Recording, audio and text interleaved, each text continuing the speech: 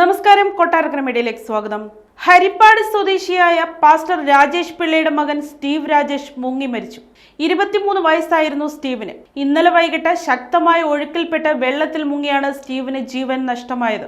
ഒഡീഷയിൽ വർഷങ്ങളായി കുടുംബത്തോടെ കർത്തൃ ശുശ്രൂഷയിൽ ഏർപ്പെട്ടിരുന്ന മിഷണറിയും നിരവധി അനാഥ കുഞ്ഞുങ്ങളെ എടുത്തു വളർത്തുന്ന മേഴ്സി മിഷൻ ഇന്ത്യ സ്ഥാപകനുമാണ് പാസ്റ്റർ രാജേഷ് കെ പിള്ള. അദ്ദേഹത്തിന്റെയും സിസ്റ്റർ ജിജി രാജേഷിന്റെയും ഇളയ മകനാണ് അന്തരിച്ച സ്റ്റീവ് രാജേഷ്.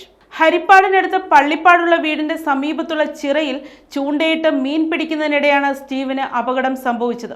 സ്റ്റീവ് രാജേഷ് നിന്നിരുന്ന മൺതിട്ട ഇടിഞ്ഞ് വെള്ളത്തിലേക്ക് വീഴുകയായിരുന്നു. പിന്നാലെ ശക്തമായ ഒഴുക്കിൽപ്പെട്ട സ്റ്റീവിനെ രക്ഷപ്പെടുത്താൻ സാധിച്ചിരുന്നില്ല. മൺതിട്ട ഇടിഞ്ഞ് വെള്ളത്തിലേക്ക് വീഴുന്ന സമയത്ത് ആരും തന്നെ സ്റ്റീവിന്റെ അടുത്ത് ഉണ്ടായിരുന്നില്ല. ഏറെ നേരം കഴിഞ്ഞിട്ടും മകനെ കാണാത്തതിനാൽ അന്വേഷിച്ച് ഇറങ്ങിയപ്പോഴാണ് അപകട വിവരം അറിയുന്നത്.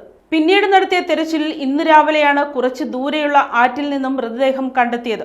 പാസ്റ്റർ രാജേഷ് പിള്ള കുറച്ചു ദിവസങ്ങൾക്ക് മുമ്പാണ് കുടുംബസമേതം ഒഡീഷയിൽ നിന്നും നാട്ടിലേക്ക് അവധിക്കെത്തിയത്.